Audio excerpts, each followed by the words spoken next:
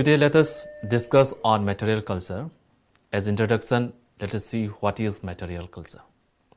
Material culture is the tangible part of culture. By means of their technology, men raise from their habitats the foodstuffs, the shelter, the clothing, and the implements they must have if they are to survive. We need to know the term technology. It is the sum total of the techniques possessed by the members of the society. That is, the totality of their ways of behaving in respect to collecting raw materials from the environment and processing these to make tools, then containers, foods, clothing, shelters, then means of transportation, and many other material necessities. Man is dependent on three resources for his survival. Number one, physical environment. Number two, culture. And number three, population. Now let us see through anthropological fieldwork how certain people depend on nature and their changing material culture due to the effect of new technologies.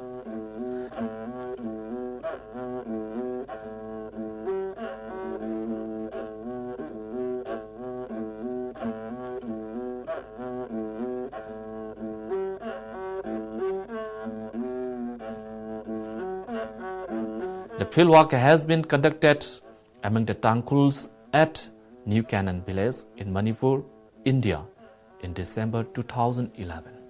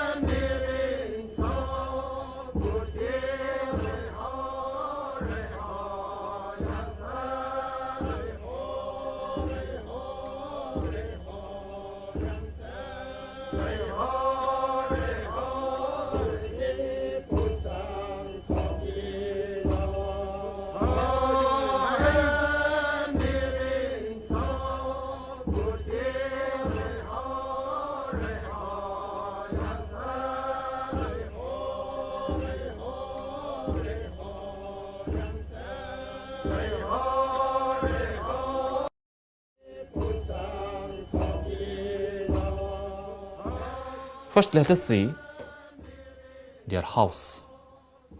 The villagers of New Canaan village remember three types of Tangkhul traditional houses. There are Lengseng Shim, Vahongnao Shim, and Ramai Shim. The first one, that is the Lengseng Shim, had kacha floor, plank walls, and single roof with two extraordinary long eaves in front, and was built by village chief and rich men by throwing public pieces when the construction was going on. And the second one, that is Vahongnao Shim, was the house of the commoners. Whereas the third one, that is the Ramai Shim, was the house of the poor, especially the widow persons. The house was built with any type of the materials collected by the relatives, friends, and neighbors. Commonly, their house is faced eastward. It had earthen plate. The side walls were made of mud or plank. But the front wall had wooden planks, very, very large wooden planks, which bore engravings of realistic patterns of animal and humans depicting the peace held in the construction process, as well as bygone culture of head hunting. It has also trophies of animal heads as decoration. The roofing materials was this. The roof was higher in front and tapers towards the back side. The roof support was commonly made of bamboo splits. So this is their traditional type of the houses, which is no more found in the New Canaan village. Most of the houses found in the New Canaan village are of slightly modern type, which are built in linear patterns. They built their houses on up as well as lowlands, but on a level ground. Tangkhul traditional house is described by the informants. We have shown this diagram, and the diagram depicts that the ground plan of the Tangkhul house is rectangular. The house has no window, but two doors, one in the front and another on the southern side. Inside the house, there are three partitions. The front room or the portion has beds for juveniles. There is also a site of animal rearing and pounding of rice. It is also a site for keeping corpus in case of death occur in the family. The disposal of the dead body is done when the relatives and the family members had arrived. The site for keeping the corpus is situated in the eastern side of the room, and it is known as Lungnao. But the burial of dead body is done in front of the house. Then let us see the middle portions of the house. In the middle portion, the fireplace made of three lumps of the stone is found. Above the fireplace, there is a hanging rack of keeping articles to be influenced by the rising smokes. Near and behind the fireplace, there stands a main pillar, and it is called locally as mung. A vessel is placed on a trunk near the main pillar. It represents the household deity, which was known as Tarikung. The rear room is the storage room. Here, tools and weapons are kept. In a large receptacle, paddies yelled in the rear is stored, and this granary is called as sum. Inside the granary, there was an earthen pot containing some paddy seeds and some stones, that for the purpose of their belief for a good yield in the next year.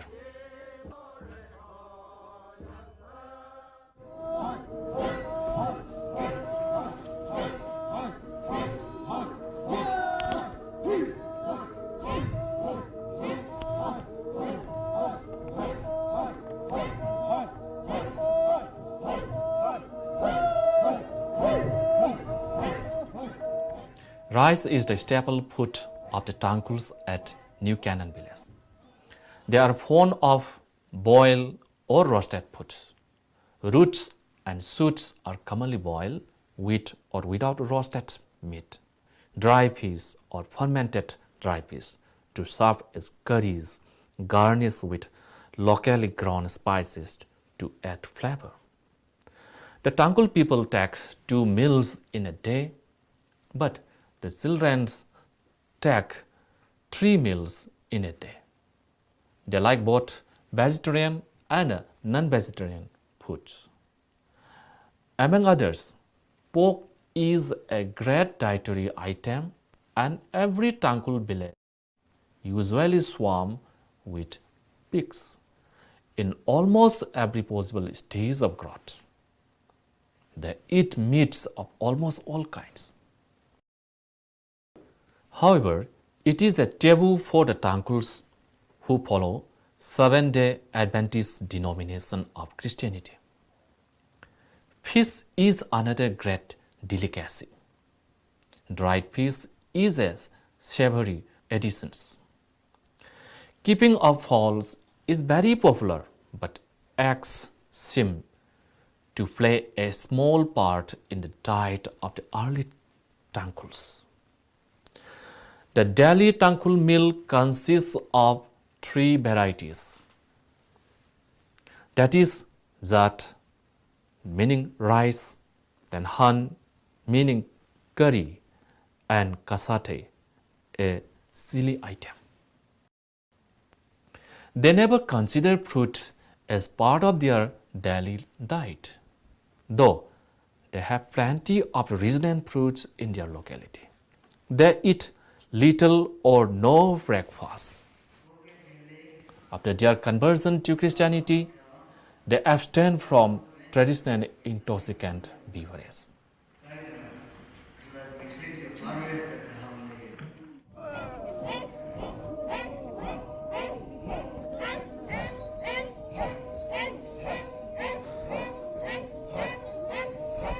Now let us discuss on their dress and ornaments. First, dress. The dresses of Tangkhuls are very simple in the past. The Tangkhuls of both sexes went naked until puberty. Then, on attaining puberty, male uses two types of dresses to cover their loin part. And these are the Marau and the Raukha. Dresses of the female. Females use a type of skirt called kesam. It is about 5 feet in length and 3 feet in breadth. It is folded around the waist with the ends tucked in at the side. The size of the kesam varies according to their need. There are many types of kesam. The most common and important ones are Saisang kesam, Fangyai kesam, Sangkhom kesam, Kongra kesam, Zintai kesam, and Khuilang kesam. During the cold days, they also use shawls, and it is locally known as kason. There are different types of the kasons. There are, for the male, the Haura, Luirim, Thangkang, Raivat, Phaifir, etc. And for the females, the shawls may be of the Sangkhon, then Khuirang, Phaifir, Tingri, and Raivat.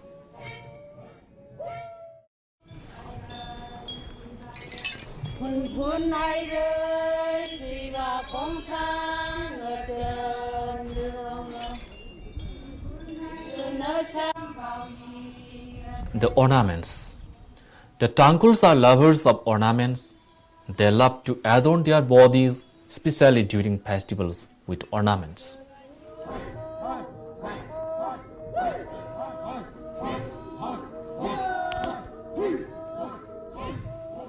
Both male and female enjoy wearing necklaces and bangles. Earrings are also important features for the Tangkhuls.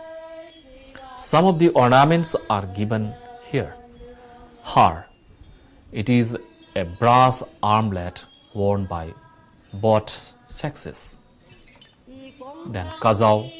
It is a bangle worn by both sexes. Kongsang. It is a necklace made with beads of different colors. It is worn by women. However, in the past, both sexes wear. Then Khomaisim. It is a waist ornament made of beads of different colors. Tangkhul women wear it during special occasions like marriage ceremony and festivals. Then Huison. It is a chain of rings made of bronze. It is worn by women, especially during the festivals, La Khangnui and Ngalakta. It is worn dangling from head, reaching up to knee. Because of its interlaced rings, it produces an appealing sound, tingling sound while walking. Then Nahui.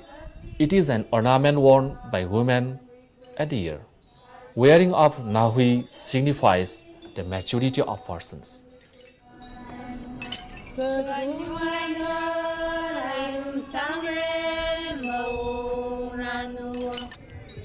Then another is the mayong pasi. It is the headgear of man worn during festivals, marriages, or any other public occasions.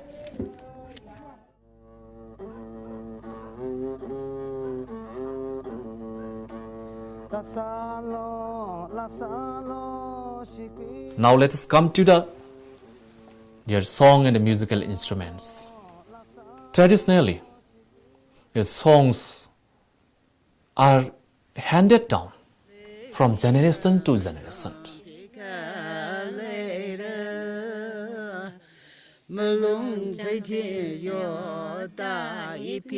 Song is called la in Tangkhul dialect. Even though they no longer believe in their traditionalism, the elders still sing unforgettable their traditional songs. There are as many 21 songs as reported in our field site.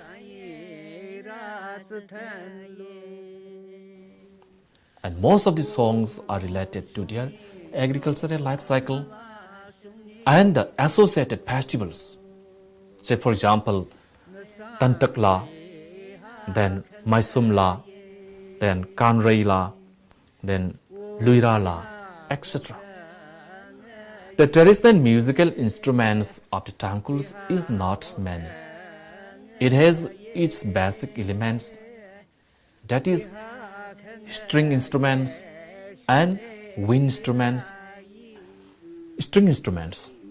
The string instruments of the Tangkhuls used since time immemorial is tingtila.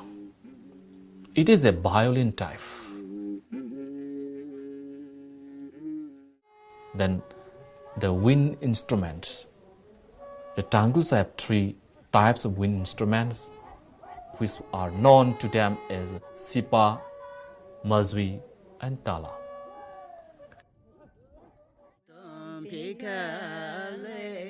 Then now let us see the implements as a part of their material culture.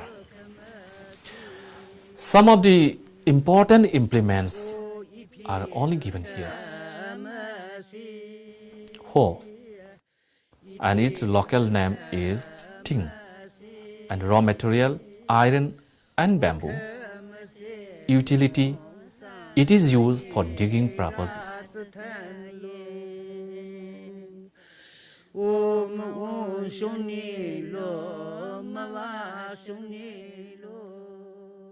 Then sickle, local name sankui, raw material iron and wood.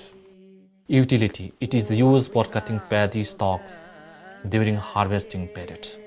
It consists of a curved iron blade having serrated blade and a short wooden handle. It is used for cutting paddy stalks and threads, and it is used in agriculture. And then another is carrying basket, which is locally known as shung. It is made of the can and bamboo, and it is used for carrying rice, vegetables, water pots, etc. It is a conical in shape, having a square base and upper rim in circular shape. Commonly, it is carried by women folk.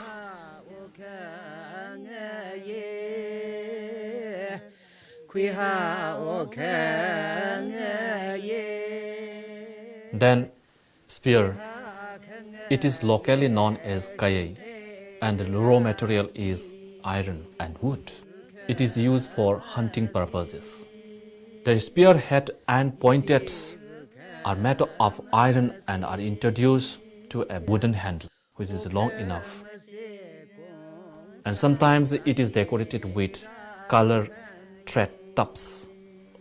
At present, some more implements, such as the spade, saw, hammer, and nails are also used. Above all, the household utensils and items used in the kitchens are very much sense, and this sense is also seen among the tangkuls of this new Canaan village. But some other items, such as bamboo tongs, are also found still used in this village.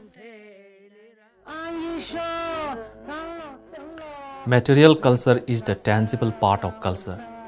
In the simplest societies, their culture is to a great extent determined by their environment, and parallelism in the material aspects are observed because of similar habitats. But new technological developments bring changes. This is also evident from the present fieldwork at New Canaan village, which is situated in Manipur, India, and inhabited by the Tangkul people, who are one of the scheduled tribes of this state.